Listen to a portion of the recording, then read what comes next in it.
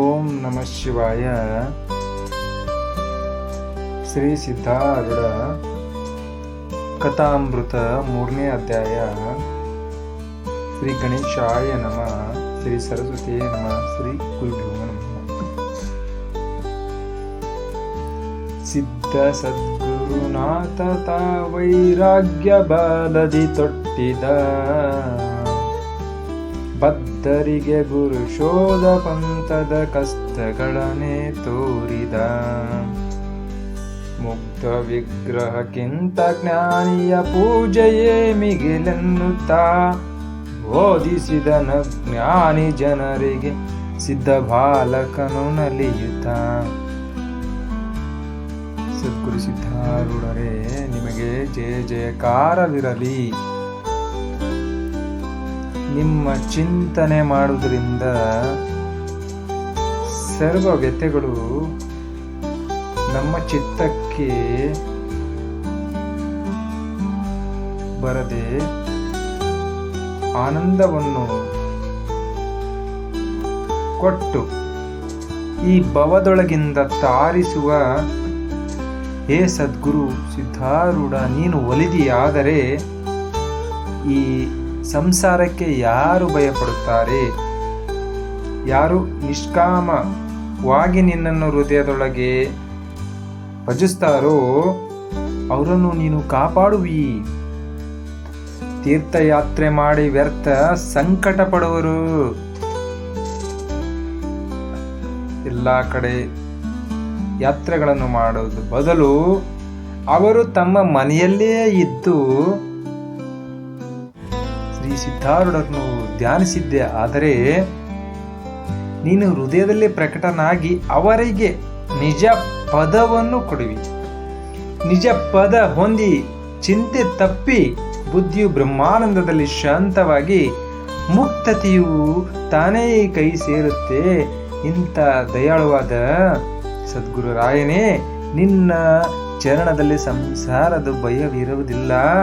ಅಲ್ಲಿಯೇ ನನಗೆ ಸ್ಥಾನವನ್ನು ಪಾಲಿಸು. ಆದ್ದರಿಂದ ನಾನು ಸರ್ವದ ನಿರ್ಭಯನಾಗಿರುವೆನು. ಇರಲಿ.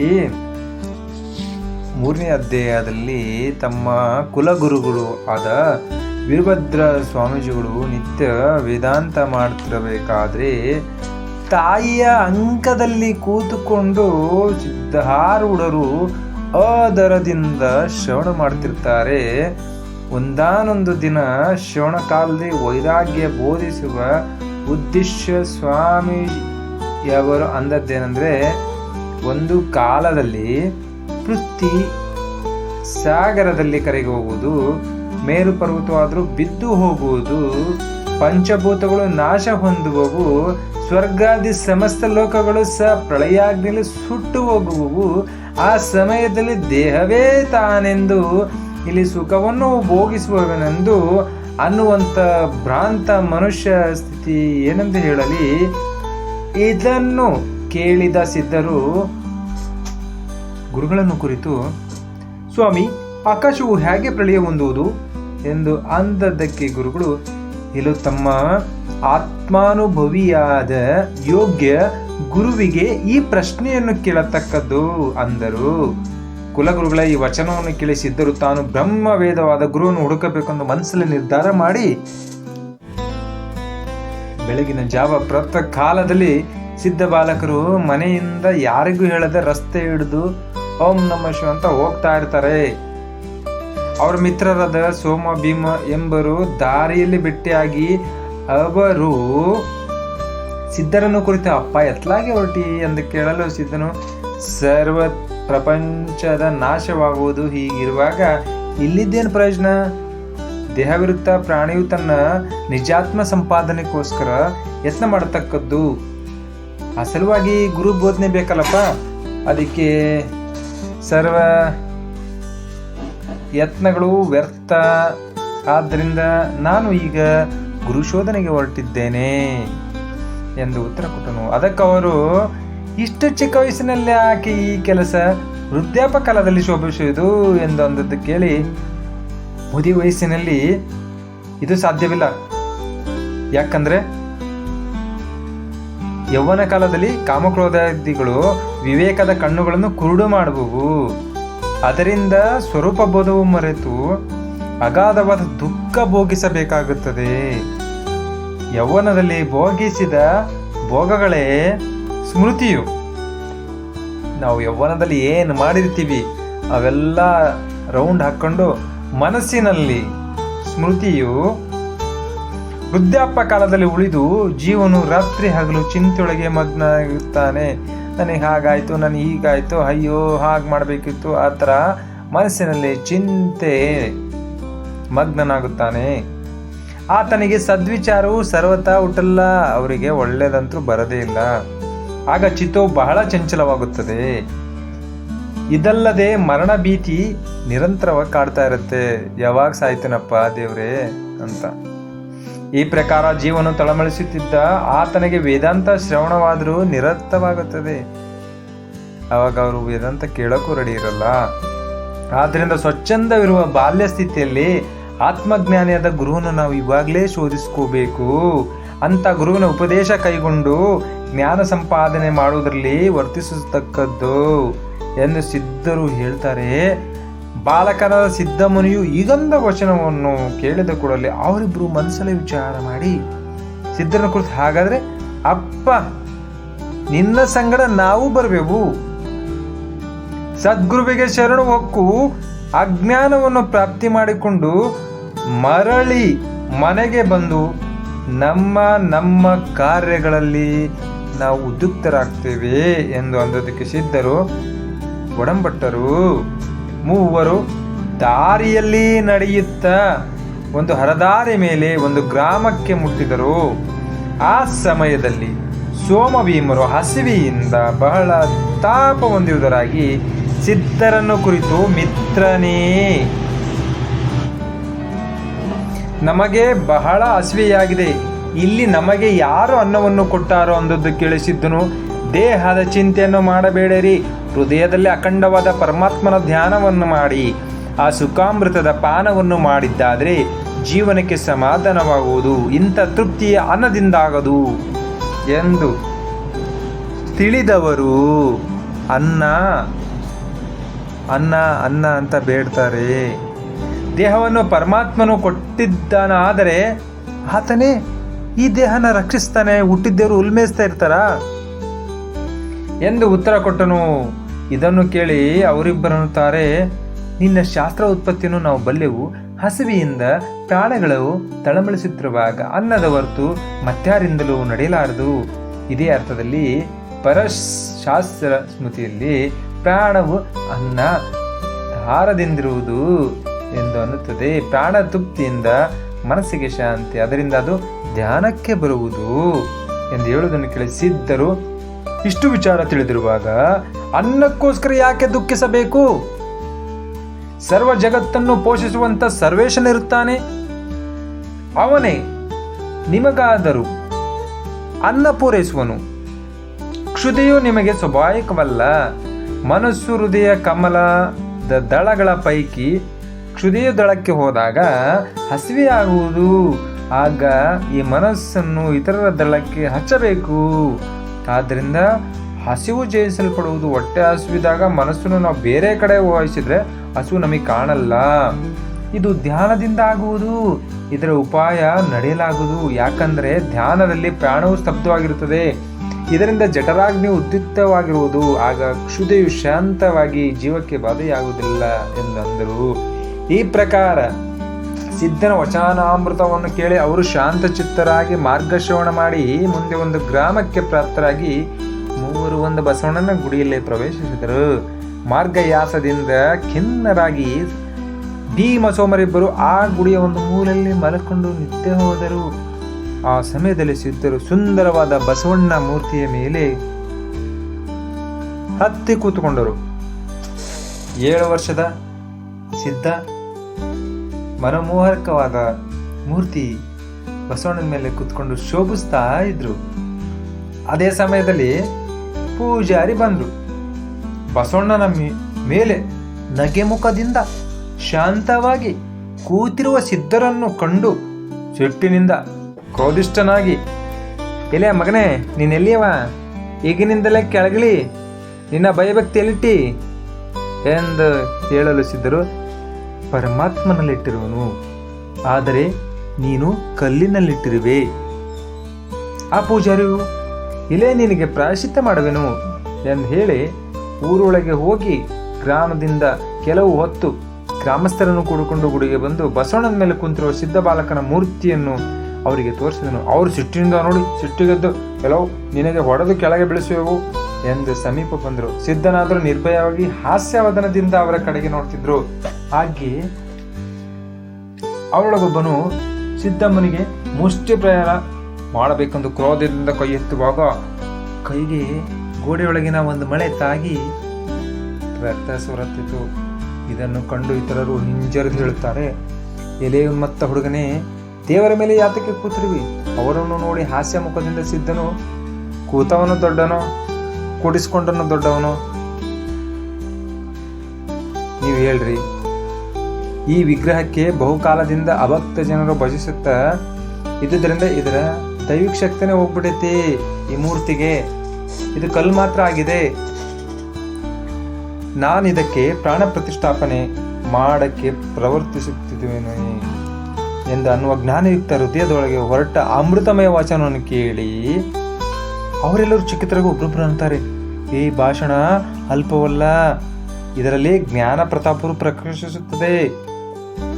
ಬಾಲರೂಪನಾಗಿ ಕಾಣಿಸ್ತಿದ್ರು, ಈತನು ಮಹಾಪುರುಷನಿರುವನು. ಈ ಪ್ರಕಾರ ಅಂದದ್ದು ಅವರೆಲ್ಲರೂ ಭಕ್ತಿಯಿಂದ ಸಿದ್ಧನ ಚರಣಗಳನ್ನು ಹಿಡುವಲು ತನ್ನರಾದರು. ಆಗ ಅವರನ್ನು ಕುರಿತು ಸಿದ್ಧನ ಅಂದದ್ದೇನೆಂದರೆ, ಭಕ್ತರೇ, ನನ್ನ ವಚನವನ್ನು ಕೇಳಿರಿ.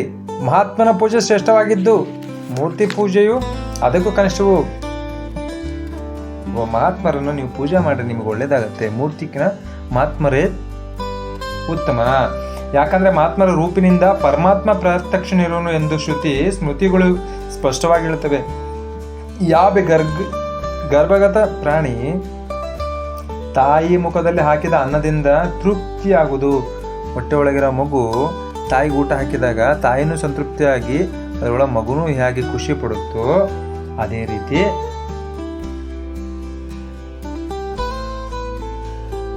ಹಾಕಿದ ಅನ್ನದಿಂದ ಮಹಾತ್ಮರಿಗೆ ನೀವು ಪೂಜೆ ಮಾಡೋದ್ರಿಂದ, ಮಹಾತ್ಮರು ಅನ್ನ ಪ್ರಸಾದವನ್ನು ಸ್ವೀಕರಿಸಿದ್ರಿಂದ ಆ ಮಹಾತ್ಮರ ಒಳಗಡೆ ಪರಮಾತ್ಮ ಖುಷಿಯಾಗ್ತಾರೆ ಎಂದು ಅಂದದ್ದು ಕೇಳ್ಕೊಂಡು ಎಲ್ಲರೂ ಊರುಗಳಿಗೆ ಹೋಗಿ ಪೂಜೆ ಸಾಮಗ್ರಿ ಎಲ್ಲ ತೆಗೆದುಕೊಂಡು ಬಂದು ಗ್ರಾಮದ ಜನರ ಅಕ್ಕಪಕ್ಕ ಬೀದಿ ಜನರಿಗೂ ಹೇಳಿ ಎಲ್ಲರೂ ಬಂದು ಸರ್ವರು ಪೂಜಾದಿ ನೈವೇದ್ಯಗಳಿಂದ ಪದಾರ್ಥಗಳನ್ನು ತಕ್ಕೊಂಡು ಅತ್ಯಾದ್ದರಿಂದ ಬಸವಣ್ಣನ ಮೇಲೆ ಕುಂತಿರುವ ಸಿದ್ಧನ ಬಳಿಗೆ ಬಂದು ಪುರುಷರು, ಸ್ತ್ರೀಯರು, ಬಾಲಕರು ಹೃದಯದಲ್ಲಿ ಅತ್ಯಂತ ಆಹ್ಲಾದಕ್ಕೆ ಯುಕ್ತರಾಗಿ ನಂದಿಯ ಮೇಲೆ ಆರೂಢನಾಗಿರುವ ಸುಂದರ ಮೂರ್ತಿಯನ್ನು ಕಂಡು ಬಹಳ ಹರ್ಷಪಟ್ಟರು. ಸಿದ್ಧನನ್ನು ಪೂಜಿಸಿ ನೈವೇದ್ಯದಿಂದ ತುಂಬಿದ ಪಾತ್ರೆಯನ್ನು ಆತನ ಮುಂದಿಟ್ಟು ಸೇವಿಸಬೇಕೆಂದು ಪ್ರಾರ್ಥಿಸುವರು. ಅಷ್ಟರಲ್ಲೇ ಈ ಸೈಡು ಸೋಮ ಭೀಮ ಓಡಾಡಿ ಸುಸ್ತಾಗಿ ಮಲಗಿರ್ತಾರಲ್ಲ, ಅವರು ಎಚ್ಚರವಾಗ್ತಾರೆ. ಸಿದ್ಧನ ಬಳಿಗೆ ಬಂದು ಮಧುರವಾದ ನೈವೇದ್ಯ ಪದಾರ್ಥವನ್ನು ನೋಡಿ ತವಕದಿಂದ ಖುಷಿಯಿಂದ ಅವರು ಹಿಡಿತಿರುವಾಗ ಅವರಿಗೆ ಸಿದ್ಧನು, ನೋಡಿರಿ, ಈಶ್ವರನು ನಮ್ಮ ದೆಸೆಯಿಂದ ಅನ್ನವನ್ನು ಇಲ್ಲಿಗೆ ಕಳಿಸಿಕೊಟ್ಟನು. ಈ ಈಶ್ವರ ನಾಮಸ್ಮರಣೆ ಮಾಡುತ್ತಾ ನಿಮ್ಮ ಕ್ಷುದೆಯ ಶಾಂತಿ ಮಾಡಿಕೊಳ್ಳಿರಿ ಎಂದು ನುಡಿದರು. ಕೂಡಲೇ ಅವರು ಭೋಜನವನ್ನು ಆರಂಭಿಸಿದರು. ಸಿದ್ಧನು ಸ್ವಲ್ಪ ಅನ್ನವನ್ನು ಸೇವಿಸಿ, ಆ ಜನರ ಸಂಗತಿಯು ಈಗ ನಮಗೆ ಒಳ್ಳೆಯದಲ್ಲ ಎಂದು ಅಂದದ್ದು ತನ್ನ ಮಿತ್ರರಿಗೆ ನೇತ್ರ ಸಂಕೇತ ಮಾಡಿ ಜನರ ದೃಷ್ಟಿ ತಪ್ಪಿಸಿ ಸಿದ್ಧನು ಅಲ್ಲಿಂದ ನಡೆದನು. 3 ಮುಂದೆ ಹೋಗುತ್ತಿರುವಾಗ ಕತ್ತಲಾಯಿತು. ಆಗ ಸೋಮನು ಸಿದ್ಧರನ್ನು ಕುರಿತು, ಗೆಳೆ, ನಮ್ಮನ್ನು ಇನ್ನೆಲ್ಲಿಗೆ ಕರೆದುಕೊಂಡು ಹೋಗುವೆ? ನಾವು ಈ ಅಡವಿಯೊಳಗೆ ಸಿಕ್ಕಿದ್ದೇವೆ, ದಾರಿನೂ ಗೊತ್ತಾಗ್ತಿಲ್ಲ ಎಂದು ಅಂತಿರುವಾಗ ಭೀಮನು, ಭೀಮ, ಸಮಾಧಾನ ಮಾಡ್ಕೋ ಅಂತ, ಭಯವನ್ನು ಬಿಡು, ಈಶ್ವರ ಸದಾ ನಮ್ಮ ಸಮೀಪ ಇರುವನು, ಆತ ನಮ್ಮ ರಕ್ಷಿಸ್ತಾನೆ. ಆತನ ಈ ಕಾಲದಲ್ಲಿ ನಮ್ಮ ಸ್ಥಿರನಾದ ಸಖನು. ಆತನ ಮೇಲೆ ನಾವು ಭಾರವಿಟ್ಟು ಧೈರ್ಯ ಹಿಡಿದು ಮಾರ್ಗನ ಹೋಗ್ಬೇಕು ಎಂದು ನುಡಿದನ್ನು ಕೇಳಿ ಸೋಮನು ಸ್ಪಷ್ಟವಾಗಿ ಹೆದರಿ ಮುಂದಕ್ಕೆ ಬರ್ತಾ ಇದ್ದ. ಆಗ ಸೋಮನ ಕಾಲೊಳಗೆ ಒಂದು ಮುಳ್ಳು ಮುರಿತು. ನೋವು ತಳದೆ ಅವನು ಅಲ್ಲಿ ಕೂತಾಳುತ್ತಾ, ನಾನು ಬಂದಿದೆ ತಪ್ಪಾಯ್ತು, ಈಗೇನ್ ಮಾಡ್ಲಿ, ನಾನು ಇದ್ರೊಳಗೆ ಇರ್ತೀನೋ ಗೊತ್ತಿಲ್ಲ, ಇನ್ನು ಬದುಕಿದ್ರು ಇಂಥರ ಸಂಘ ಮಾಡಲ್ಲ ಎಂದು ಅನ್ನಲಿಕ್ಕೆ ಆರಂಭಿಸಿದ. ಆಗ ಸಿದ್ಧರು ಭೀಮನು ಅವನ ಕೈ ಹಿಡ್ಕೊಂಡು ಅರಣ್ಯದೊಳಗೆ ಹೋಗ್ತಿರುವಾಗ ಅಡವಿ ಮೃಗಗಳ ಭಯಂಕರ ಗರ್ಜನ ಸಮೀಪ ಕೇಳಿ ಬಂತು. ಆಗ ಭೀಮನು ಭಯಭೀತನಾಗಿ, ಸಿದ್ಧನ, ನನಗೆ ಬಹಳ ಭಯವಾಗುತ್ತದೆ, ಬೇಗನೆ ಗ್ರಾಮವನ್ನು ಸೇರೋಣ, ನನ್ನಿಂದ ಇಂಥ ದಾರಿಯಲ್ಲಿ ನಡೆಯಲಾಗದು ಎಂದುದನ್ನು ಕೇಳಿ ಸಿದ್ಧನು, ಗುರುಶೋಧ ಪಂಥವು ಅತಿ ದಾರುಣವಾದದ್ದು, ದೇಹಾಭಿಮಾನವಿಡಿದು ಅಲ್ಲಿ ನಡೆಯಲಾಗದು. ಮಾತಾದ ಜನ್ಮ ದುಃಖವನ್ನು ನೆನೆದರೆ ಈ ದೇಹ ದುಃಖವು ಅತ್ಯಲ್ಪವಾಗಿದ್ದು, ಅಂತ ಜನ್ಮ ದುಃಖವನ್ನು ಗುರುವಿನಿಂದ ಪಡೆಯುವ ಆತ್ಮಜ್ಞಾನದಿಂದ ತಪ್ಪುವುದು. ದೇಹದಕ್ಕೆ ಉದಾಸೀನವಾಗಿರುವಾಗಲೇ ಗುರು ದಾಸ್ಯಕ್ಕೆ ಅಧಿಕಾರ ಬರುವುದು. ಗುರುದಾಸ್ಯದ ವಿನಃ ಕೃಪಾಪೂರ್ವಕ ಗುರುಪದೇಶ ಪ್ರಾಪ್ತವಾಗದು. ಕೃಪಯುಕ್ತ ಗುರುಪದೇಶ ಪ್ರಾಪ್ತವಾಯ್ತಂದ್ರೆ, ಒಬ್ಬ ಗುರುವಿನ ಬಾಯಿಯಿಂದ ನಮಗೆ ಉಪದೇಶ ಬಂತು ಅಂದರೆ, ದೀಕ್ಷೆ ಆಯ್ತು ಅಂದರೆ ಎಲ್ಲರಿಗೂ ಆಗಿರುತ್ತೆ. ದೇಹ ಬುದ್ಧಿರೂಪವಾದ ಜನ್ಮ ಮರಣ ದುಃಖ ಫಲವುಳ್ಳ ಈ ಸಂಸಾರ ನಾಶವಾಗುವುದು. ಸದ್ಗುರುವೇ ತಾನು ಹೃದಯದಲ್ಲಿ ಕೂತಿದ್ದು ಮುಮುಕ್ಷುವಿಗೆ ಬಾಹ್ಯದಲ್ಲಿ ಭಯವನ್ನು ತೋರಿಸುವನು. ಈ ಪ್ರಕಾರ ಒಳಿತಾಗಿ ಆತನ ಪರೀಕ್ಷೆ ತಕ್ಕೊಂಡು ಇಳಿದರೆ ಕೃಪೆ ಮಾಡುವನು. ಅಲ್ಪ ಭಯಕ್ಕೆ ಭಯಪಟ್ಟು ಶಾಶ್ವತ ಸುಖದ ಮಾರ್ಗವನ್ನು ತಿಳಿಸರೆ ಅಂತ ಹೇಳಿಯ ಮೇಲೆ ಕಲ್ಪಾಂತಕ್ಕಾದರೂ ಸದ್ಗುರು ಕೃಪೆ ಮಾಡುವನು ಎಂದು ನುಡಿದ ವಾಕ್ಯವನ್ನು ಕೇಳಿ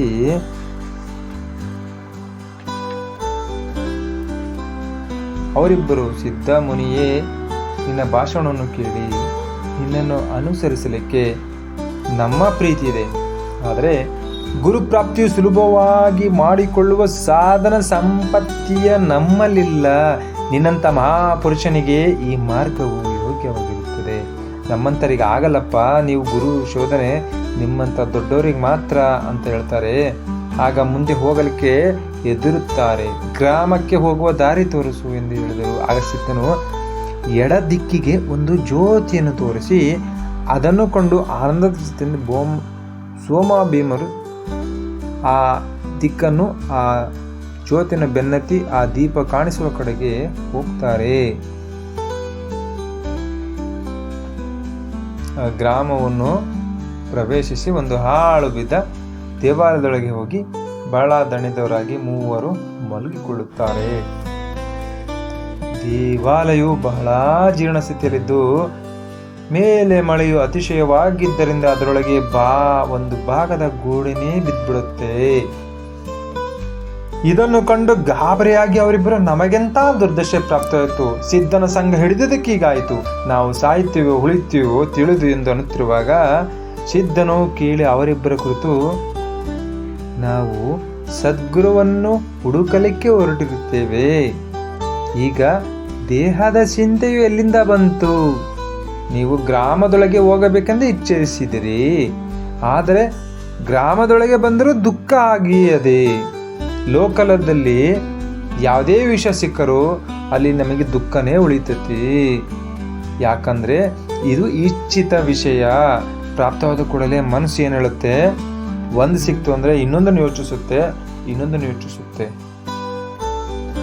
ಆದ್ದರಿಂದ ನಾವು ಬುದ್ಧಿವಂತರಾದರೂ ಜಾಣರಾದರೂ ಹೇಗಾದರೂ ಈ ಉಪಾಯದಿಂದ ಈ ಮನಸ್ಸನ್ನ ಬೇರೆ ಕಡೆ ಹೋಗದ ಹಾಗೆ ನಿಗ್ರಹಿಸಿ ಇಟ್ಕೋಬೇಕು ಆತ ಹೇಳುತ್ತಾರೆ. ಇಷ್ಟರೊಳಗೆ ಮಳೆಯೇ ನಿಂತು ಆಗ ಭೀಮಸೋಮ ಇಬ್ಬರಿಗೂ ಹಸಿವೆ ಆಗಿರುತ್ತಲ್ವಾ. ಈಗ ಸಿದ್ಧನು ಮಲಗಿಕೊಂಡಿರುವಾಗ ನಾವಿಬ್ರು ಭಿಕ್ಷೆ ಹೋಗೋಣ ಅಂತ ಅವರಿಬ್ರು ಮಾತಾಡ್ಕೊಂಡು ಇಬ್ರು ಗ್ರಾಮದೊಳಗೆ ಹೋಗ್ತಾರೆ. ಒಬ್ಬ ಮನೆಗೆ ಹೋಗಿ ನಿಂತ ಕ್ಷಣ ಆತನು ಒಳಗಿಂದ ಬಂದು ಇವರನ್ನು ನೋಡಿ, ಇವರು ರಾತ್ರಿ ಹೊತ್ತಲ್ಲಿ ಬಂದಿರೆ, ಇವರು ಕಳ್ಳರಿದ್ದಾರೆ, ಮೊನ್ನೆ ನಮ್ಮ ಉತ್ತಮದ ಎಮ್ಮೆನ ಇವರೇ ಕತ್ಕೊಂಡು ಹೋಗಿದ್ದಾರೆ ಅಂತ ಹೇಳಿ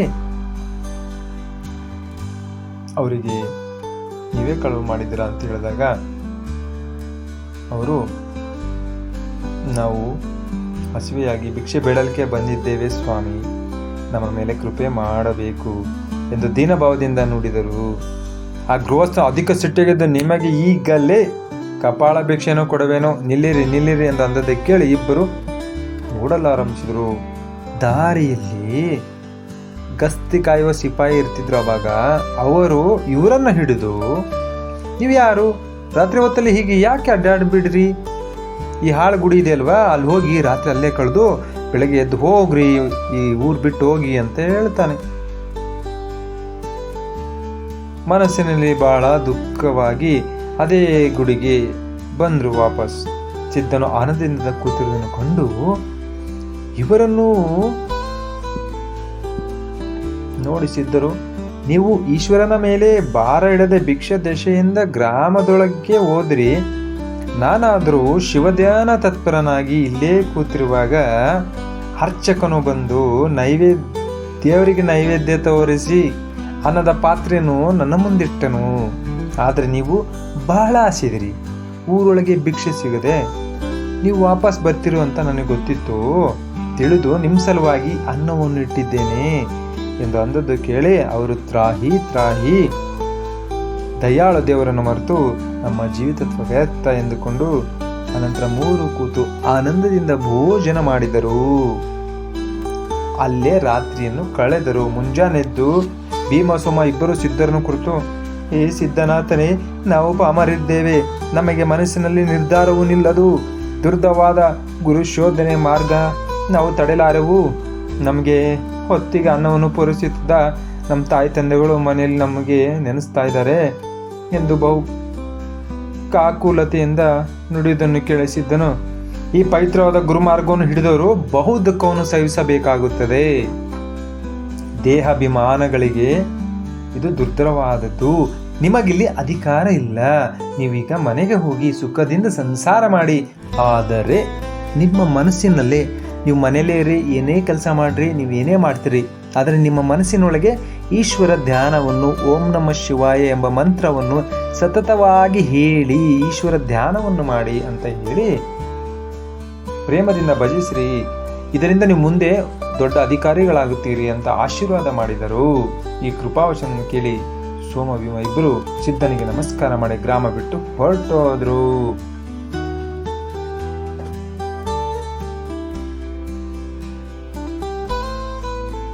ಎಂಬಲ್ಲಿಗೆ ಶ್ರೀ ಸಿದ್ಧಾರೂಢ ಕಥಾಮೃತದೊಳ್ ಶ್ರವಣ ಮಾತ್ರದಿಂದ ಸರ್ವ ಪಾಪಗಳನ್ನು ಭಸ್ಮ ಮಾಡುವಂಥ ಬಹುಮಧುರವಾದ ಈ 3ನೇ ಅಧ್ಯಾಯವನ್ನು ಶಿವದಾಸನು ಶ್ರೀ ಸಿದ್ಧಾರೂಢ ಚರಣಾರ ವಿಂದಗಳಲ್ಲಿ ಅರ್ಪಿಸಿರುವನು. ಓಂ ನಮಃ ಶಿವಾಯ. ಮುಂದಿನ ಅಧ್ಯಾಯಕ್ಕಾಗಿ ನಮ್ಮ ಹಳ್ಳಿ ಗುರು ಚಾನಲನ್ನು ದಯವಿಟ್ಟು ಸಬ್ಸ್ಕ್ರೈಬ್ ಮಾಡಿ. ಓಂ ನಮಃ ಶಿವಾಯ.